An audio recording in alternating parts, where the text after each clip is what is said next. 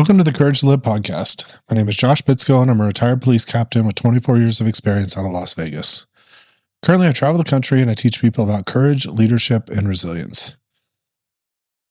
So in today's podcast, I did a short podcast on this a while ago, but I really think there's a lot that we can expand on. Also, I am joined by my wife and co-host, Jenna, who I forgot to introduce. Hi. I was just sitting over here like with a cutie little smile. Yeah, I felt the look. So yes, we are going to talk about perfection. Like, I was not perfect in that moment when I didn't introduce my co-host. How rude of me. Okay. But before we get that, I was actually this week was able to speak at the Imran Security and Safety Summit at Allegiant Stadium. If you haven't been to Allegiant Stadium in Las Vegas, it is beautiful. It's a Raider Stadium. It is the Raider Stadium. Yes. And where I presented was at one end of the stadium. I'm standing on a stage. Behind me is the field, and the entire, like, all the seats, which, there's nobody in at the time in the seats area, but they had chairs in front of me where I was speaking. Huge windows, so you could see all of the strip. And part of what I talked about was, kind of debriefing. It was a safety, like active shooter safety summit. So I spoke on the 1 October shooting and talked about what happened there, which I've done a lot of times. This was the first time I could do it where I was literally staring at the Mandalay Bay the whole time. Yeah. I don't want to use the word creepy. I don't know the word to describe it, though. Yeah, it was almost surreal.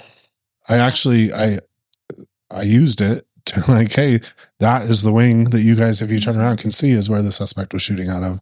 I wanted to address it because it was making me feel a kind of way. Like, I could feel some things because I was staring at that as I was talking about it. Was it distracting? A little bit. Yeah. A little bit. I could feel a couple times like my, blood pressure was up a little bit just staring at it while I was talking.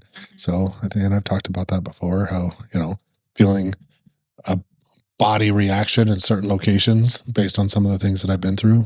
And that's the first time that's happened while I'm actually presenting and talking about that specific thing too. So it was definitely interesting. Yeah.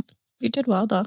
Well, I appreciate that. And it was a good conference. It was definitely a different crowd. It was, heavily civilian, security. We had a lot of good conversations. It was actually really cool. I had a young kid come up to me and he's like, hey, my grandpa wanted me to come introduce myself to you. I'm like, oh, who's your grandpa? Well, his grandpa worked with my dad for years in narcotics at Las Vegas Metro. And he's like, no, he said he worked with your dad and he was really, he really liked your dad. And I just thought it was a cool, I love hearing things about that, like about my dad and having those kind of interactions. It puts some positive, spin on things, I think, when that happens. Yeah. So, well, what we're going to talk about today is actually something I struggled with throughout most of my life. It's that need to be perfect. Struggled? Struggle currently. Oh, still. Okay. I was like, yeah, I think it's still a current struggle. Yeah, it's that desire to be perfect. And it's something I've had to fight against, especially when I got into a leadership position. And I'll explain that. But, when you have this drive to be perfect, that everything you do professionally in your personal life, you don't want to make mistakes. And when you do, you can almost not stop thinking about it. You can't stop ruminating about it. Like, I can think times as a new patrol officer, I would handle a call wrong.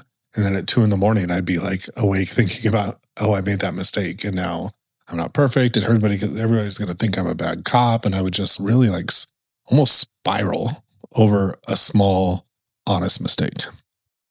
And I think throughout, the course of your life, as you have more responsibilities outside of just yourself, and you step into a leadership role, if you still have that same drive to always be perfect, it will really impact your team. So I think we'll talk about, that, what it looks like in your career, what it looks like in your personal life, and then how it impacts leaders as well. I would say maybe let's start personal life, talk about what it looks like in leadership, and then how it can impact, personal life, how it impacts you, leadership, how it impacts you, and maybe some ways to mitigate it. Yeah. So, like in your personal life, it shows up in, well, I want to be seen as the perfect parent, or I want to be seen as the perfect spouse. Like, and here's the thing. When you have a baby or, toddlers, it's pretty easy to be perfect.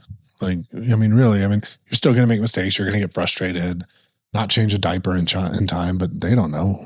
Like, so, but you want to do, you think, okay, if I'm not buying the best food, or, I think for women, a lot of women shame themselves if they can't breastfeed, or all of these things, you have that desire to be perfect as, starting just as a parent. But then as kids get older, it just gets so much more complicated. Like, you have all of these decisions. You want to raise functioning adults.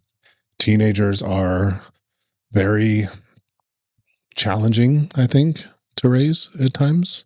Their problems aren't that they don't want macaroni and cheese for lunch. The problems are, drugs, alcohol, pornography, motivating them to stay in school and get good grades. So the problems are actual life problems with a underdeveloped brain.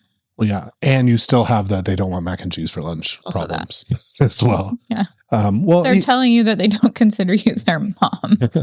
Yeah. Well, even still, though, let's not even go yet all the way to those huge problems. It's, I don't want to play this sport anymore, but I love this sport, but I don't like this team currently. Yeah. And we can see long-term, like, I don't want you to quit something you love because of where you're at currently. Yeah. But then, you're also, but I understand what it's like when you're on a team with, people that you don't feel connected with, or you don't think they like you, or whatever. So you have to make a decision, and it's like, how do I want to make the right decision? I want to make the perfect decision. Yeah. It's hard to be perfect in an imperfect world. Meaning, when you're faced with a lot of decisions as they get more complicated, even in your personal life, it is difficult to, like, no, both answers can be right and both answers can be wrong. And you might not know until you make the decision. Well, and that I don't think perfectionism comes from nowhere. Sociologist in me, that comes from your environment, right? From the time you're a child, not to like knock parents or anything, but like the perfectionism does come from somewhere. Well, yeah. When you're raised that you can't get anything below a 95% on any of your grades, then you're going to have, if I'm not perfect, then I'm going to feel shame. And I think perfection is rooted in shame. It is, yes. And it is, I think the way to avoid shame is perfectionism, right? Mm-hmm. And shame is a really hard emotion to feel. Yeah. Yeah. And it weaves its way into so many different things in your life. Mm-hmm. It's even perfection. Wanting to be perfect is being a spouse. Mm-hmm. And if, let's say you have a spouse that's bringing up a concern or an issue, that means you're not perfect. And that means you feel shame. And then that can lead to being defensive or causing issues in a relationship. And, I think that those are very real things. I know I've experienced. I know you've experienced as well. I haven't, sweetie, because you're perfect. So are you. Thank you. So we're not talking from experience here. Just kidding. But we're gross. That's like, get a room. Yeah, exactly. No, but I do think that that drive for being perfect can impact, romantic relationships with your kids, friendships. Because it is intrinsically linked of being perfect and being able to accept criticism. So, or even, and I'm not saying criticism often has a negative connotation to it, but the mere fact that I'm feeling criticized means I'm not perfect. Now I'm feeling shame and I want to avoid that emotion. So now I'm going to either not accept any kind of anybody, even if they're coming from a good place, trying to help me. Hey, you're making the wrong choice. And then that impacts relationships, because if I have the courage to tell you, hey, I don't either, this is affecting our relationship, or, hey, I'm helping you because I can see that you're going down the wrong path or you're doing something wrong, but it's coming from a place of like love, or we're friends, or I care about you, and then you totally shut me down, then I'm never going to do that again. Like, I don't want to. No, it's just people end the friendship at that point. Yeah. Because that's easier than, admitting you were wrong or admitting you're not perfect. Yeah. Which then translates into your job and careers, especially in leadership, which I don't think it's talked about enough or a lot. And I do think that it impacts leadership greatly on multiple different levels. It impacts the actual leader if you're striving for perfection, and it impacts your bosses when they are also only looking for perfection, right? So there's kind of like a double-edged sword there. Well, yeah. And so let's going down to like the operator, the line level employee, impact of wanting to be perfect is perfection breeds indecision. Mm-hmm. Because I can tell you, is in different careers I've had and jobs I've worked after Metro and things that I've done, it's like you're faced with a decision, and most decisions aren't black and white. And in policing, it's definitely not. There's very few decisions that are like, okay, I have to do this or I'm completely wrong. That's what discretion is. But if you're putting so much pressure on yourself to be perfect, and I've seen this on leaders in tactical operations. I've seen it just in, administrative decisions. If I have to be perfect and I can't make a mistake, then I'm going to sit there and overthink what I need to do in that situation. Mm-hmm. And so then that the mistake you're making is by not making a decision. And then things go south and operations fail, business deals fail, whatever it is, because you hesitated to make a decision because you had to be perfect and you had to make the right decision. And so many people I encountered throughout my career that wouldn't make decisions, it was rooted in that they had to be perfect. Well, yeah, it also creates a culture of fear. Mm-hmm. You don't, like you're saying, you don't want to make a decision for fear of making the wrong one and getting in trouble or, not being able to get promoted or whatever the case may be. And we both worked in that environment. It was my environment my entire career. Yeah. Like you could not make a mistake, which is not humanly possible. Mm-hmm. And if you did, it was the biggest problem in the world, which really stifles growth. Well, yeah, because you're not willing to make risks. And that transitions into, okay, as a leader, if you have to be perfect, well, you are leading a team of 5, 10, 15 people. We're all humans and are going to make mistakes. And so what I've seen happens for leaders that have that drive to be perfect is number one, criticize and blow up when somebody makes a mistake, because you just can't do that. You have to be perfect is what you're talking about. Especially if they're getting criticized and blown up from the people above them. Yeah, it starts from the top of an organization. It's an organizational culture of needing to be perfect. But if you're in a leadership position, you feel like you have to be perfect all the time, then it leads to overreacting to mistakes or micromanaging. Mm-hmm. Like, I'm going to micromanage everything you do because I can't make a mistake, which means you can't make a mistake. And again, both of those things inhibit growth. It inhibits employees from taking risks, and not the bad kind of risks, but the good kind of risks. And I've talked about that before. And it also stifles creativity. Correct. And so if you're not willing to take risks and you're not willing to do those things, then you're not going to grow, become a better employee, potentially promote, become a leader. Or when you do, you're going to mirror those behaviors that you saw in that leader.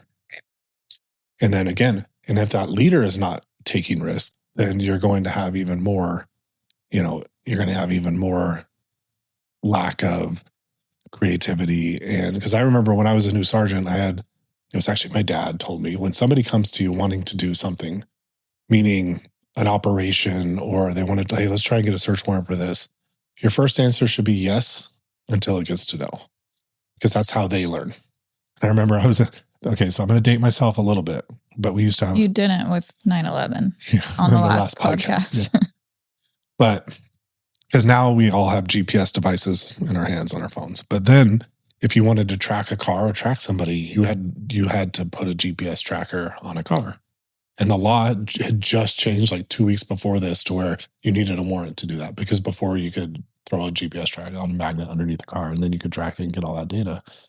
And so nobody at the police department had done a GPS warrant yet. And we're just a PSU team, meaning we were in a station handling like street level crimes and whatnot. And one of my guys comes to me, it's like, hey, I want to do the search warrant and put a GPS tracker on a car. And I remember thinking, like, nobody's done that before. But yes, okay, let's try it. And we messed it up. It was an administrative thing after the fact that we were able to fix before the case, but it was initially when I got the call on it, it was a bigger thing than it was.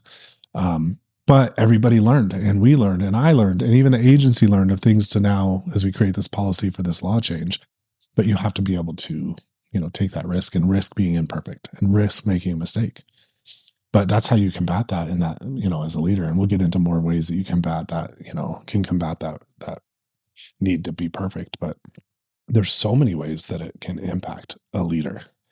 Well, and it just impacts the organization as a whole, right?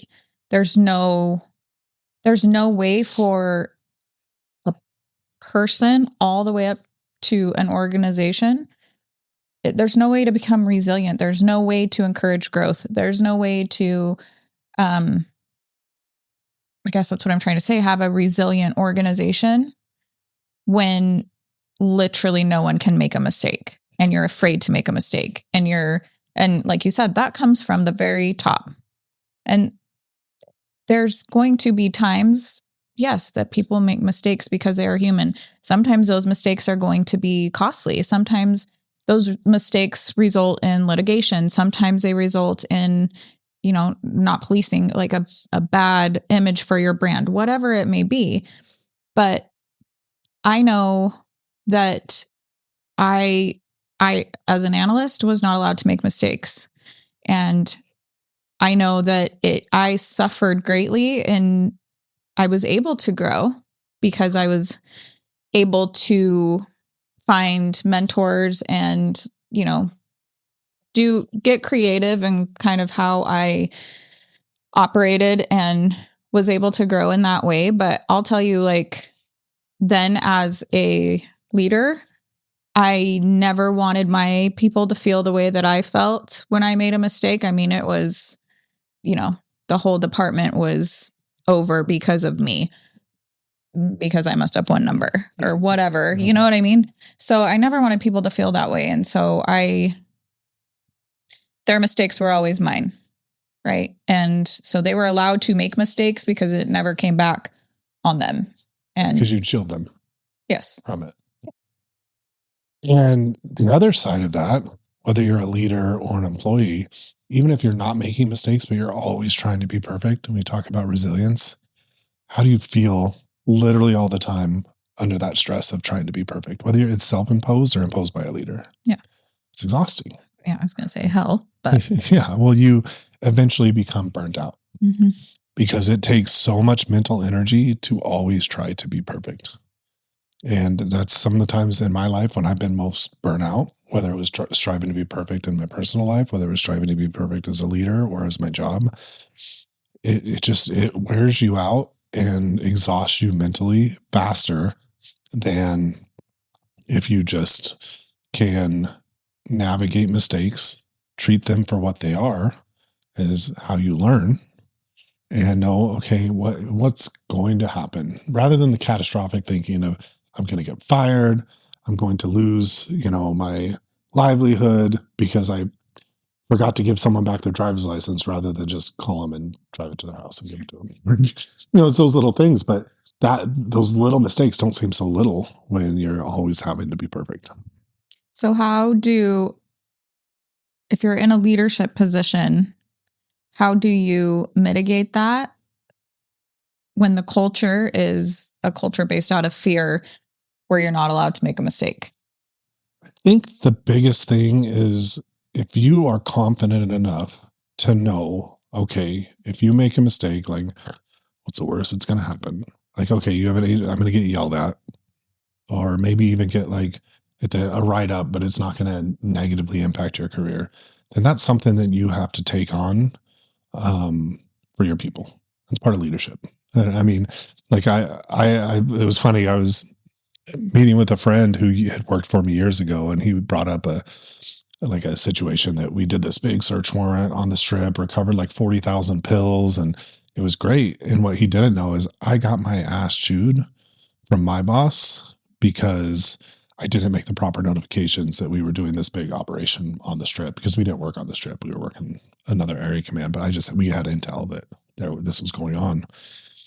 But my team was riding high because we got a search warrant, we got all that. And then I'm in the lieutenant's office getting just literally dressed down for not me, because that lieutenant got chewed out, because the captain got chewed out all the way up, like you were talking about. Rather than say, hey, they did a great job and got all these drugs off the streets, and how many people could have overdosed on this, and how many lives would have been ruined by this amount of pills.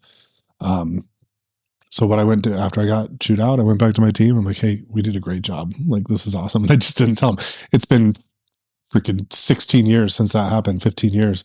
And he just found out that happened. And he's a lieutenant now and all that. But so I think there's ways that you can shield your team and shoulder it as a leader. Like I'm making more money. I have more responsibility. I have more, whatever comes with leadership in your organization or job, whatever it is. I can take it and not pass it down every time. And so being able to message things the right way, like, hey guys, like, let's say for you have analysts that are working for you, you're a manager, and you just got, hey, didn't you even read this report? The math was wrong on this one line. So, crime was down 15% instead of 10%, but it looked like we don't know what we're doing. Okay. But then you get to message that in a way, rather than even you turn around and chew out the person that made that mistake or your whole team. You can do what a good leader is supposed to. You can stop that chain as a leader and say, and coach them. Like, instead of, I see leaders do this all the time, right? Because they don't like conflict. They just talk to the whole team or yell at the whole team. Bring the person in. Bring the whole person in. I'm going to, hey, this was a mistake that was made. It's not career ending. It's not a big deal at all. But here's how we can prevent it in the future. This happened to me before. This is what I did to make sure. This is a process I did to review those things so it doesn't happen again, and coach them. And, if it keeps happening, then you have to start holding somebody accountable. But you can break that chain of perfection and shame and all of that with you and whatever your role is. And guess what? It also doesn't feel good because, that wasn't my mistake. They know my expectations and failed. But again, that's the difference between a leader and a supervisor. A leader, and a boss. As leaders are able to coach and make their people better through that process. And we've talked about organizational betrayal and what that does to you when you feel like I did 99 things right and I messed this one thing up. And that's the thing that everybody's focusing on. Whereas, no, I'm a leader and I know people, I have humans that work for me, and I'm a human, and mistakes are going to be made. We're just not going to let it happen again. Right. So the other part of that too, though, is, if it's you that is striving for that perfection, it's really taking a look at yourself and finding where that's coming from, what the shame is associated with that, and how you can push past it to reframe your mistakes as, learning opportunities. It doesn't mean you're a bad human because you made a mistake. It just means you are a human. And that can be through therapy, through self-reflection, whatever that is. If you feel that drive to be perfect, trying to process through that and understanding that you don't have to be perfect to be successful. You don't have to be perfect to be a good spouse. You don't have to be perfect to be a good parent. You don't have to be perfect to be a good employee, and you don't have to be perfect to be a good leader. You just have to try. You just have to put in the effort. And you have to constantly work on improving yourself. And how do you improve yourself if you don't make mistakes, or you don't accept those mistakes so they don't happen again? I remember even going to like jujitsu. Like, I remember every tournament I've done that I lost, why I lost, and I worked to not make that one mistake happen again. 1% better each day. So, but really doing some self-reflection and figuring out where that came from. Do you feel like self-care helps with that, or no? I think that yes, there is, you are more than just an employee, you're more than just a spouse, you're more than just a parent. So if you're working on yourself, then you have more space, you're more resilient to make a mistake and then be able to push through it without, everybody else around you paying for it when you make a mistake. So, well, I appreciate you guys listening today. If you like the podcast, I talk about a lot of the same things in the book, The Courage to Live. It's available on Amazon. And if you, like I said, enjoyed what we talked about, leave a review, subscribe, share it with a friend. And I really appreciate you spending time with us today.